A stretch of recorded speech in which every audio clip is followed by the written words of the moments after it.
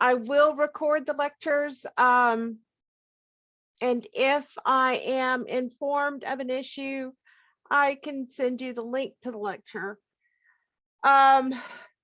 So the first thing I want to do is just go through the announcements for today. So my goal today is to get through the discussion of how to make measurements and also determine the error associated with particular measurement based on the instrument that you obtain the measurement from. And then we will start discussing significant digits. Now I may write out some notes in during the lecture, but the goal of those notes is, I'll have to work on that. The goal of those notes is to just jog your memory. It is not meant to be the primary tool. The primary tool for getting the notes associated with the course will be the lecture videos or the PowerPoint. But I do want to jog your memory during the class, and then, but as long as you've gone through the videos, the PowerPoint in advance, that means I get to spend more time on practice problems. Another announcement, I just wanted to remind you of the study session today at 2:30 p.m. in Mannion 105. And then we get into the laboratory information. The first thing is the Ed puzzles for the lab are due today at midnight. Is the Ed puzzles? Is the Ed puzzles the accuracy and yes, what is it called? Okay. I will do a better job of labeling them in the future, but yes, it's the accuracy, precision, and the measurements lab. Okay, I hear music. Dr. Yarbrough, I can't get on the link. It says I need access to the lab. How do I fix that one? Maybe all can edit. I'm not sure. Okay.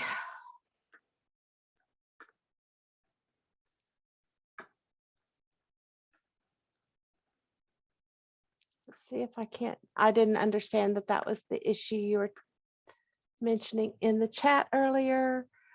I'm a-going.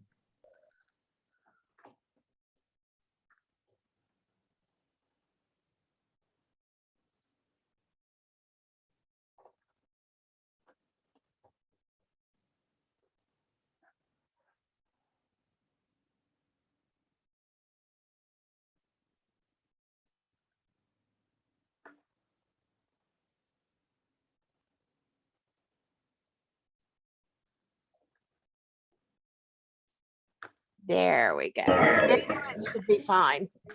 So again, I'm coming to that.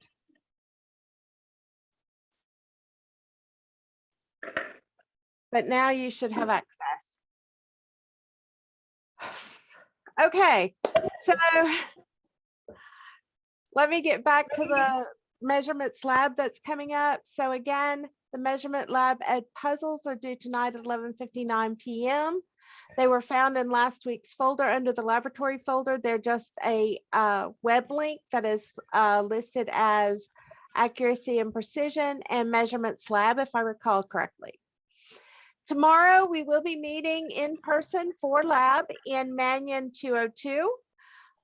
Remember, and the best way to get to this is to go through your syllabus, but remember you need to complete the safety agreement before you come to lab. You will not be allowed in lab if you have not completed the safety agreement. Also, I mentioned in the syllabus that you can get some KN95 masks if you want to, and if you do want to, you need to go out to the web form that's listed in the syllabus and request a set of 5 KN95 masks. The nice thing about the KN95 mask is basically you can wear them, you can put them away, or you can hang them up, and a couple of days down the road, you can wear them again. So they're very much reusable. Just to give you an idea of how the lab goes, you'll come to lab with your goggles, closed-toed shoes, long pants, masks, and your lab. You will go in through one of the doors in Manual 202. Basically, there will only be one of them open, and it will either be monitored by myself or the TA. We will be looking to make sure that you have your goggles, closed-toed shoes, long pants, and masks on. As far as the goggles, if you want to purchase goggles, they will be available 10 minutes prior to your lab, right outside Mannion Hall. Well, technically outside the Mannion Annex. We sell them through a window. They are $7 a piece. After I go, once you get into the lab, you will find a lab station. That will be your station for the rest of the semester. I will have a safety discussion at the start of lab, and I will try to orient you to the lab. And then we will get into the actual lab, starting with a quiz. The quiz will be over the background information found within your lab.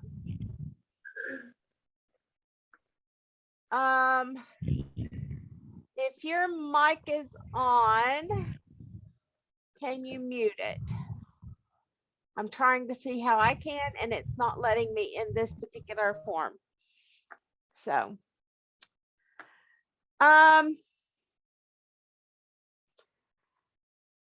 now, as far as the quiz goes, also the information we're going over today will be very useful with respect to the quiz and also with respect to the lab.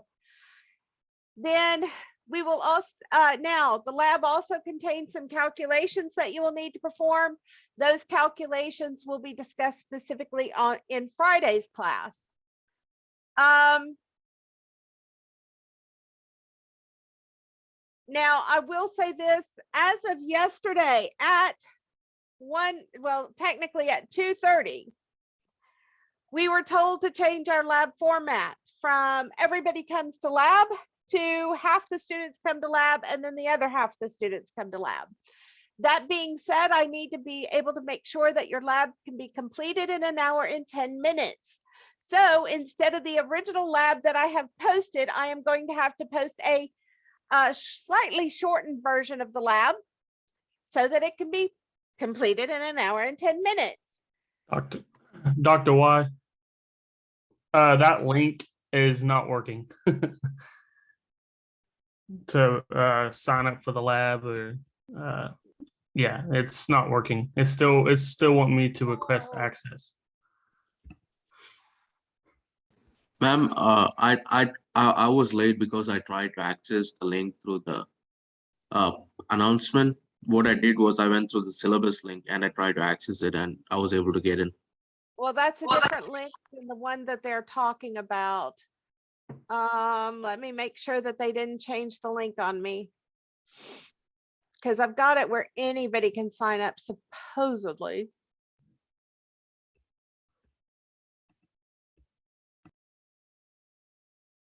Anyone on the internet with this link can view.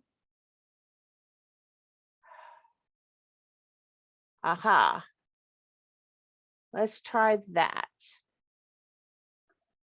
And let me copy this link again.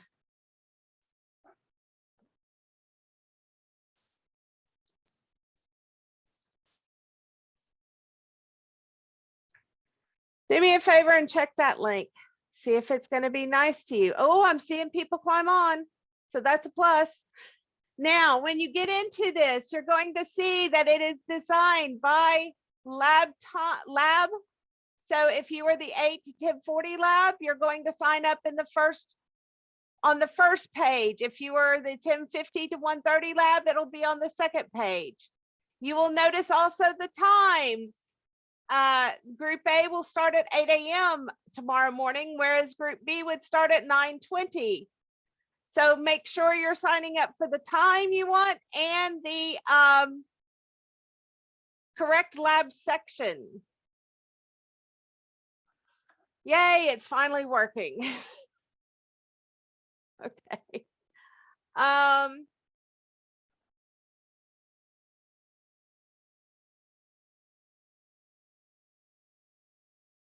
And I will work on the link in the lab,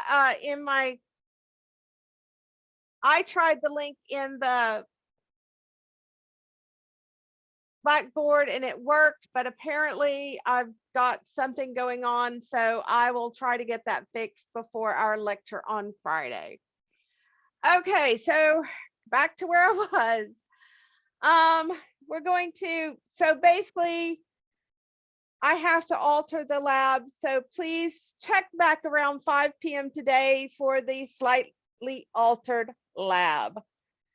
And you're already signing up for a time, so that's awesome.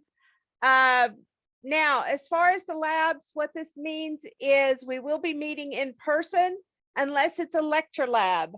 And a lecture lab is now going to wind up meeting on Zoom so that we can start at the original time. So if you, no matter whether you have the 8 o'clock or the 9:20, for instance, you will start at 8 o'clock on lecture labs. And I'll announce that later on. Kim 101 has some questions, but again, expect some questions to be added. Some things have been going on and it's just not happened. Quiz 1. So I did send an announcement today on Blackboard that'll give you the times that I'll be in my office so that you can come bring me your quiz. And I can sign it because you will have come by the office. Any questions about the announcements? Most of the time they will not be this long. But I wanted to, there's so many things going on. I just want to make sure that I went over them.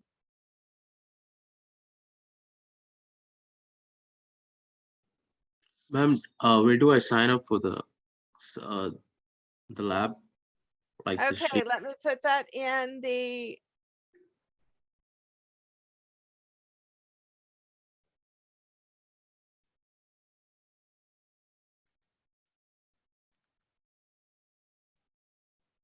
I put the link in the chat one more time. So all you got to do is click on the link in the chat. Dr. Yarberry, Yes. since like I put my name on the like second part of the lab, will I still need to come at the beginning to buy my goggles? Yes. Okay. You will need to do that. You would have to, that or today, if you would rather pick them up today, there will be somebody outside at selling them at $10.50 and selling them at $1.50 if you'd rather pick them up today so that you don't have to come at the earlier time. But Okay, they are thank only you. sold at the start of the labs. Does this mean the labs will all be on Thursday still? Yes, they will all be on Thursdays. Basically what it means is I'm going to have 6 labs on Thursday instead of 3. So what I guess correct me if I'm wrong, but you said that if we sign up for the later time, like the 9 to 10:40, we still have to do like the online portion from 8 to 9:10? When Or- it's online, yes, you'll still have to come in from 8 to 10:40. So it like I guess explain that because I guess I'm confused. Okay, so let me stop sharing momentarily. I know it's confusing and I'm not, yeah, it's been a crazy week. And share again.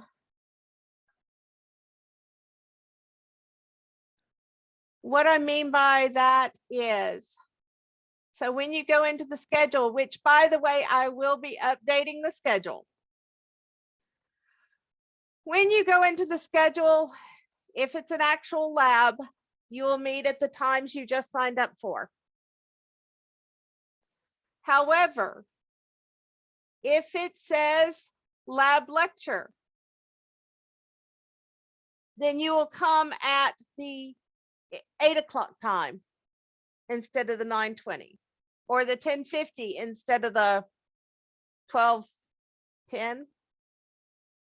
That's what it means, is those that are lab lectures. But again, I will be updating the syllabus so that the schedule is correct.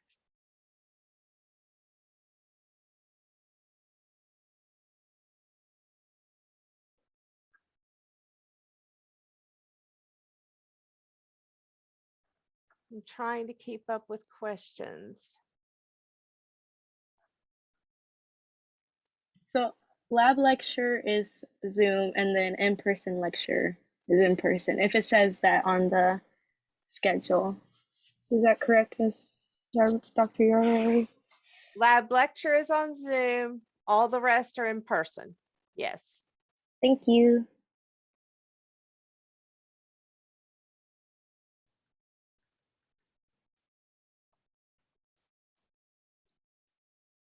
Any other questions? Like I said, I will update the lab. I will update the schedule as soon as I can.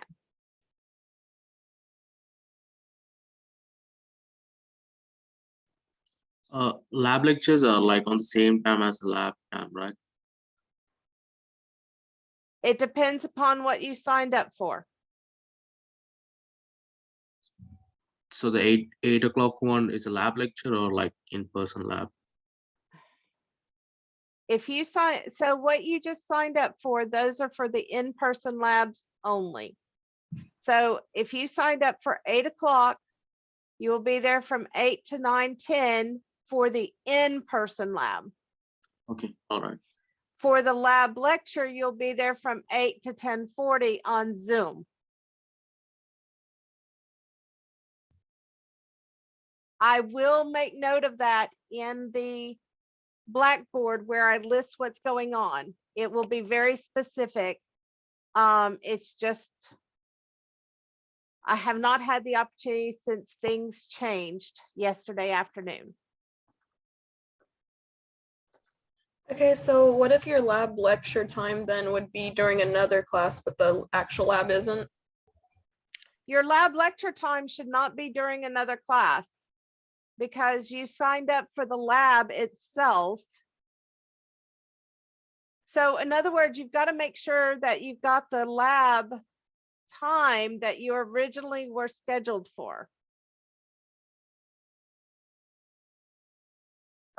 So you need to go out and look at your schedule that you got from the registrar's office. And then you need to find the appropriate lab time within that time frame.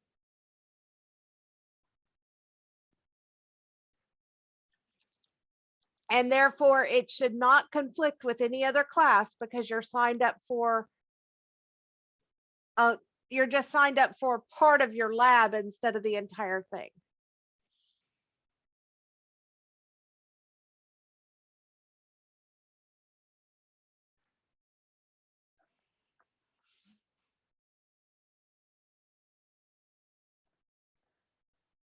Again, I will correct everything.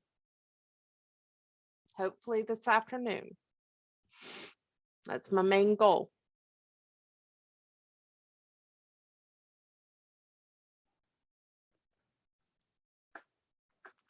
Okay, so now,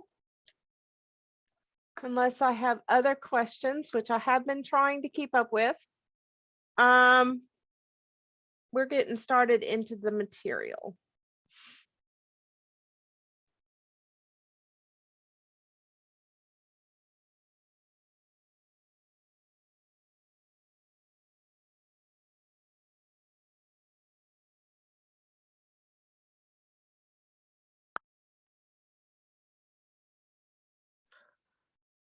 Okay, so there are 3 systems of measurements that are used. The English system is the system that in the United States we are the most familiar with: inches, feet, miles, stuff of that nature. There is the metric system, which the majority of the world actually uses, and that is meters, millimeters, centimeters, grams, kilograms, and stuff like that. And then there is the System International units.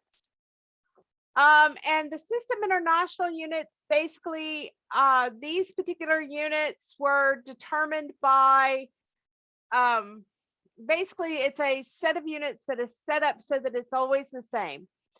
So for instance, the unit of length for the SI system is a meter. Well, over in, I believe it is France, they actually have a meter stick, and all meters are supposed to be that same length. Now, obviously, over time, things change. So ever so often, somebody goes over and they measure things up against the original meter stick. So that's why it's a System International unit, is it's because there is a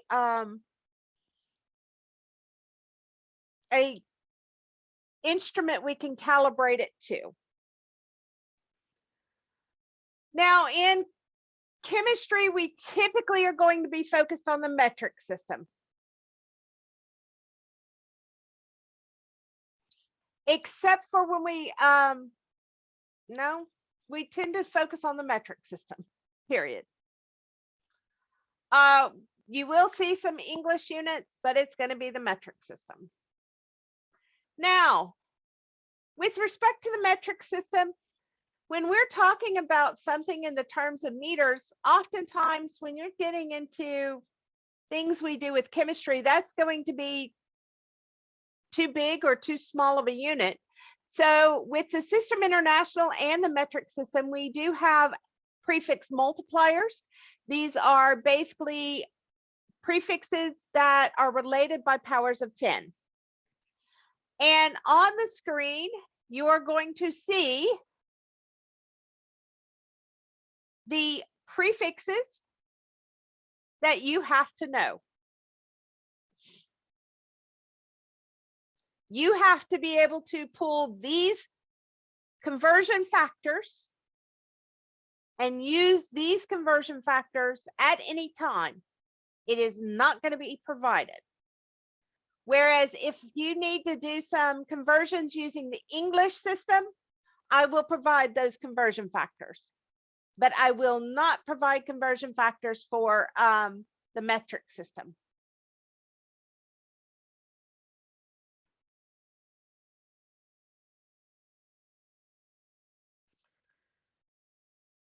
Now, we also have what are considered to be derived units. And one of the most common derived units we will be using is going to be that of the volume. Now, when you get into volume, if you're talking about a geometric shape, such as a cube or a sphere or a cylinder, you will use your geometric equations in order to determine the volume. So for instance, if we have a cube, you have the length, the width, and the height. The volume is going to be equal to the length times width times height. And since all of these are a measure of length, then it's meter times meter times meter, or in other words, the volume of a cube has the unit of meter cubed. When you're talking about a sphere, the formula is 4/3 pi r cubed, where r is the radius is measured as a length. So again, it's going to be 4/3 times the pi times meter times meter times meter, or in other words, we get into meter cubed again. So you will see that volume units tend to have meter cubed.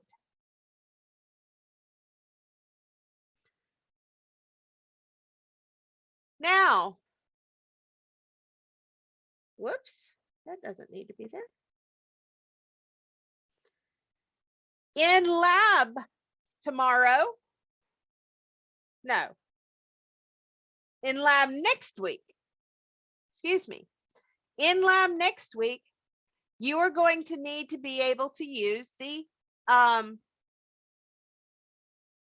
geometric equation for the volume of a cylinder.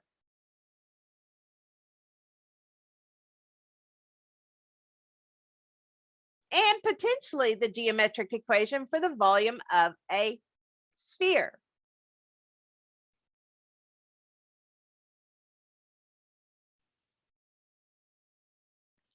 Now, meter cubed, folks, that's actually a very large quantity for chemistry.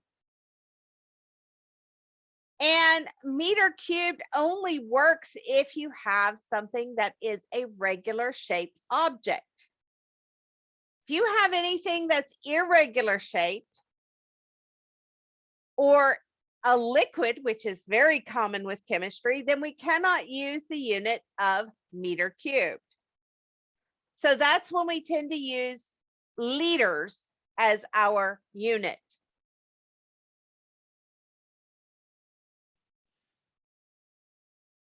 Or milliliters.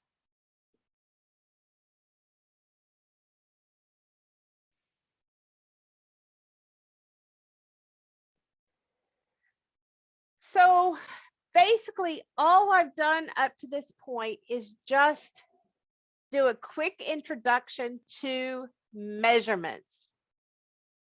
We have different ways of measuring objects. If we're talking temperature and we're talking the System International scale, or we're talking the metric scale, we're going to measure our temperature in Kelvin. If we're talking about length, we're going to talk in terms of meters. If we talk time, it's going to be in seconds.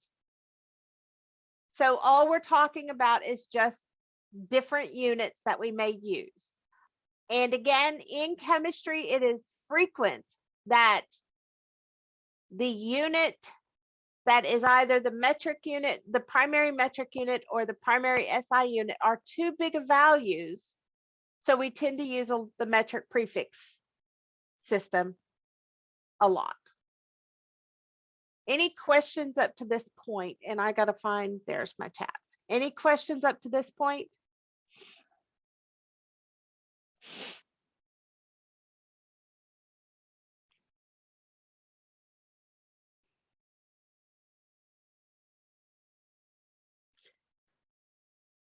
Okay. So folks, I spent a moment just talking about units, because if you give me a measurement without any units, that measurement is absolutely worthless. On an exam, you will lose at least a half a point if you give me a measurement without its units.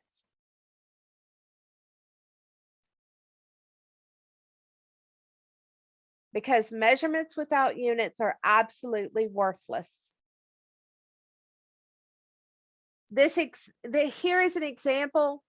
Today will be very hot. The temperature will be near 37.8. Now, if you're talking about the temperature as reported by the folks that discuss weather on the news in the United States, this makes absolutely no sense, because 37.8 on the news in the United States is near freezing.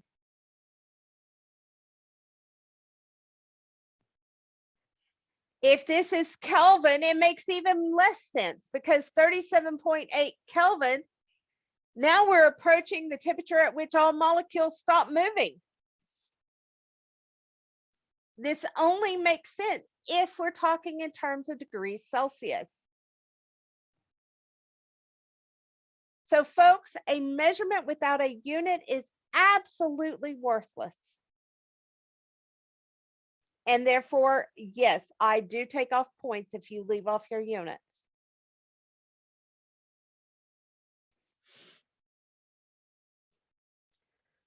So I've talked about the units of measurement. Let's actually get into the measurements, which is what you will be doing in lab tomorrow. You will be making measurements.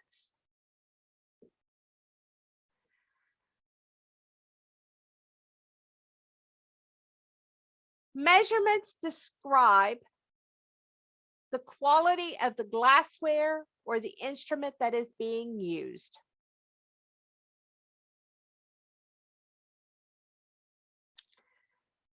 The measurement helps us to understand the precision of a set of measurements. Basically, with these first two statements, what it boils down to is the greater the number of significant, or excuse me, the greater the number of decimal places that you can record in a measurement,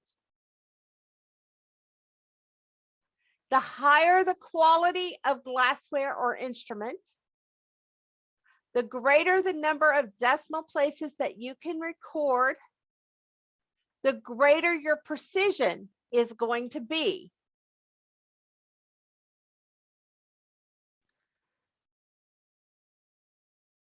Every single measurement is going to have some inherent error associated with it. These errors can be systematic errors, or they can be random errors. Random is just like the word describes. You never know when it's going to happen. It's completely random. And since you never know when it's going to happen, it's something you cannot control. So random errors I call uncontrollable errors. There's something you cannot do. You cannot do anything to help out about it. Systematic errors, however, are errors that can be controlled. A common systematic error is when you look at a piece of glassware that has a liquid in it, your eye should be level with the liquid layer. Because if your eye is not level with the liquid layer, then you're going to get an error associated with that measurement. It'll either appear too high or too low.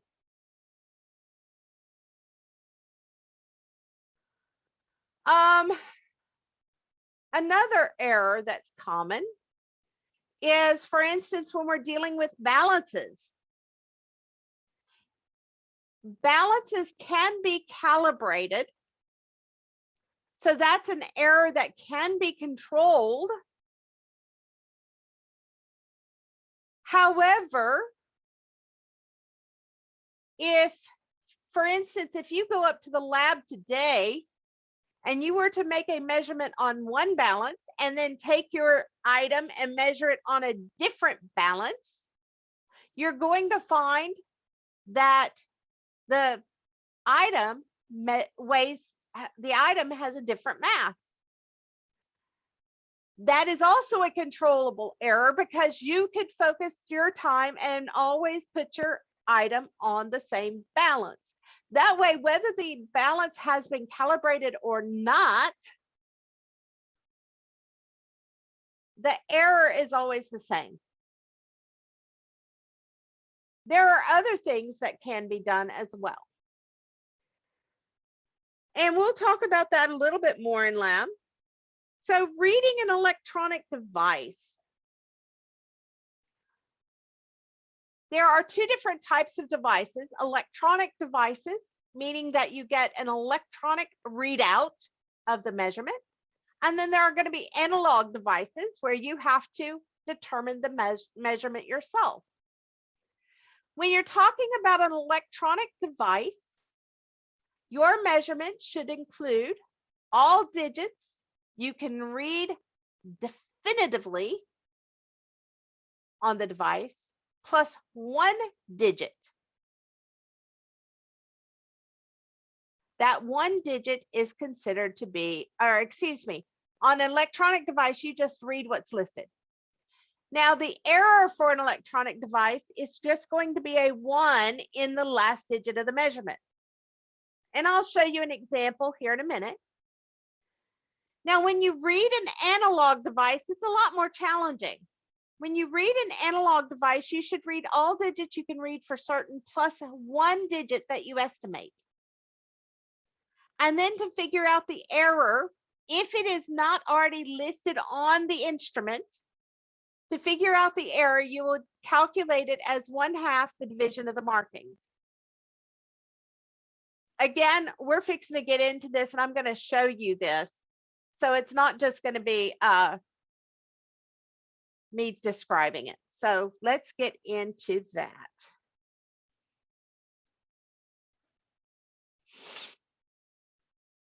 We'll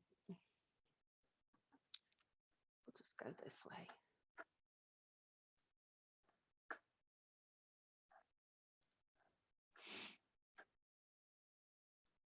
Okay.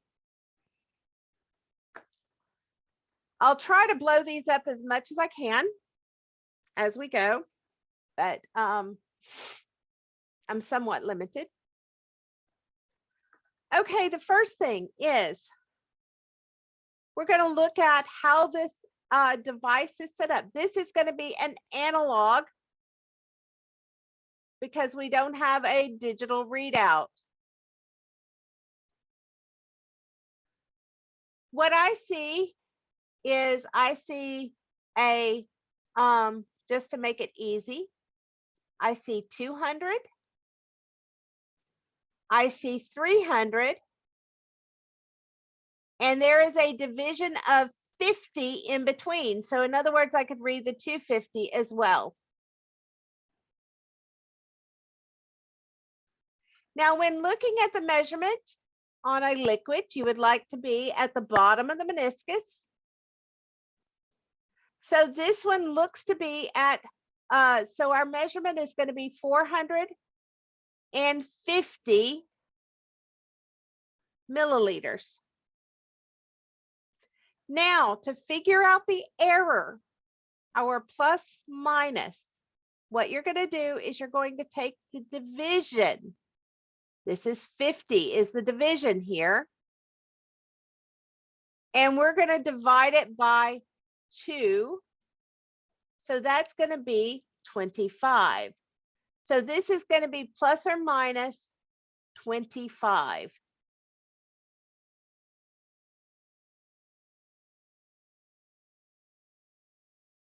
Let's look at another one.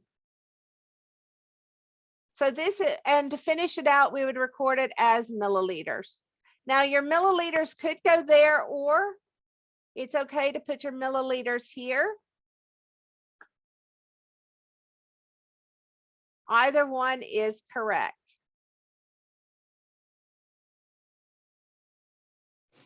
I have a question. Can you put it at both, like behind both numbers? You can, but it's really unnecessary because basically you're saying it's 450 milliliters. So you've already identified the unit once. You really don't need to identify it a second time. Okay. Okay, let's look at my second example.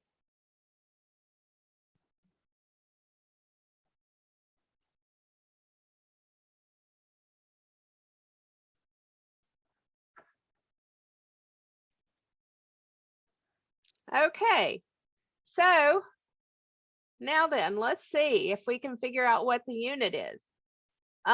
We have, whoops, let's get back to a line.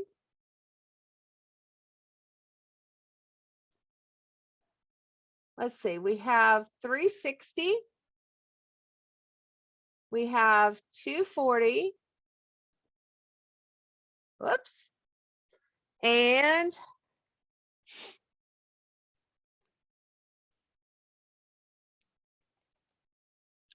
the difference between that is 120. So divide that by 2 is 60.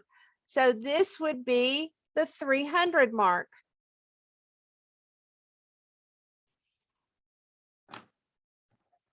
Let me clean this up a little.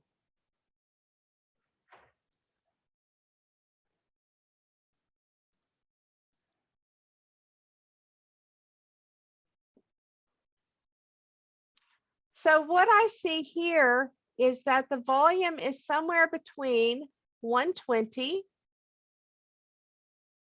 and what would be 180, because again, the difference in these are 60 milliliters. You read the bottom of the meniscus And to me, it looks about halfway in between those. So we're talking about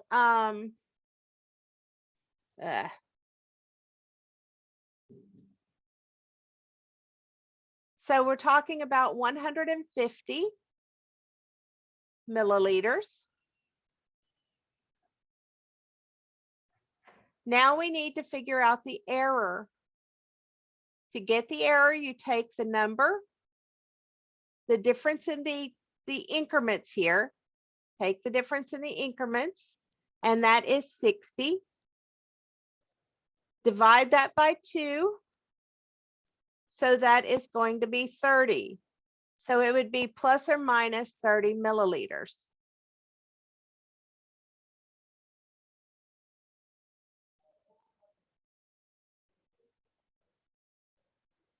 Questions so far?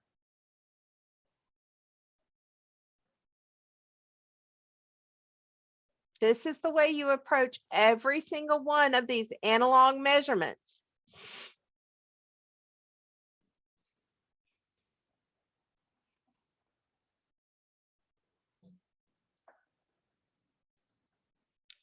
Let's look at a graduated cylinder. This is a lot like the graduated cylinders, by the way, you will use in the lab. So what I'm about to show you is going to be directly applicable to what you're going to do tomorrow.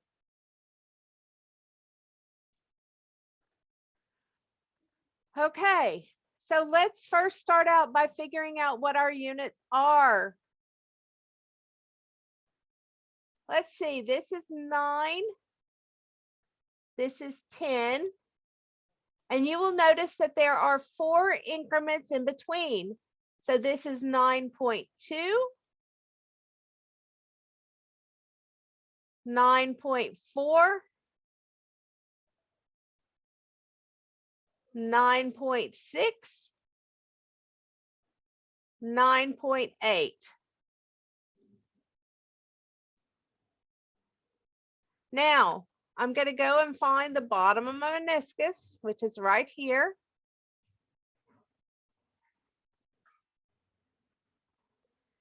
And you read all digits you can read for certain. Well, I can read that it's 6.2.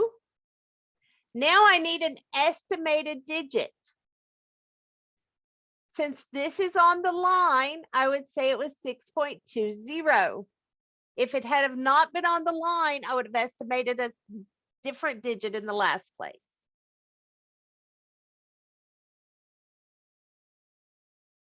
But this is 6.20 because this is my, I know this one. I know this one. And this one is the one I estimated. Analog devices, you always read what you can read for certain plus 1 estimated digit. Now the difference between these is 0.2. Divide that by 2 means it's 0.1.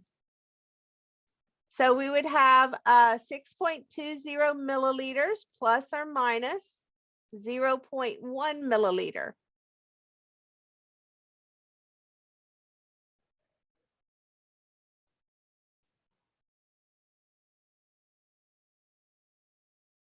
No, I goofed, folks. Technically,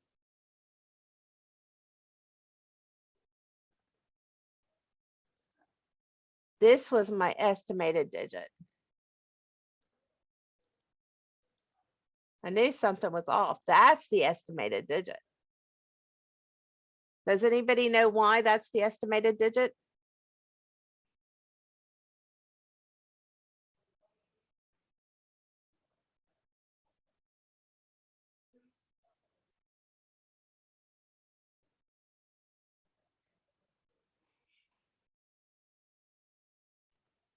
Is it because it's not given on there?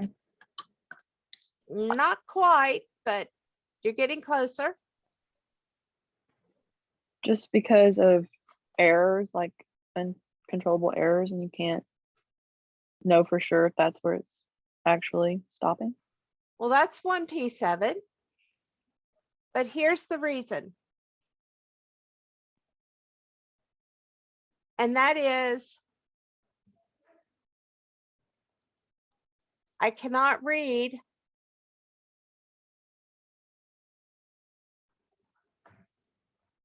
(9.1). I can't read 9.3. So basically, because I can't read all of the increments between there, you have to assume that the estimated digit is in that first decimal place.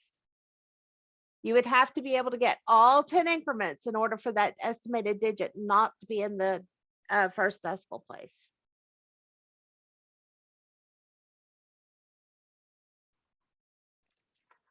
Okay, I'm going to skip ahead a little bit because we're getting close to out of time, and I don't want to, because I had so many announcements that had to be dealt with, and I don't want us to run out of time before I get to something else. So let me scroll. Now, if you were to get an instrument like this one, folks, where you actually can see a plus minus on the instrument, that is the error. But if you get an analog instrument that does not give you the plus minus, then you can't just look at the instrument. You're going to have to figure it out. But some instruments will actually give you the error.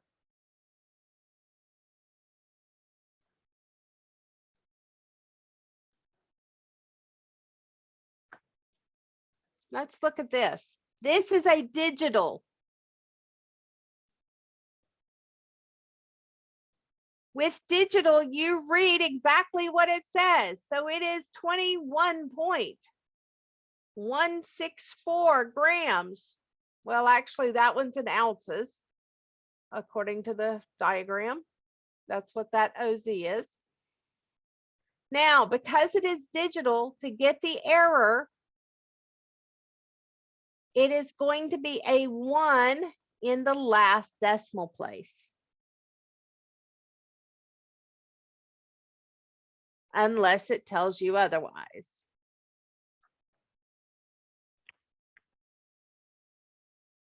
So there's nothing to figure out with digital. You just take the number and instead it'll be a 1 in the last decimal place. Let's look at the next one I have.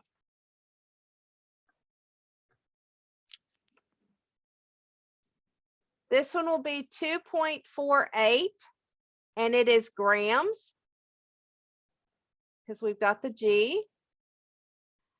And so the error is going to be a 1 in the last decimal place.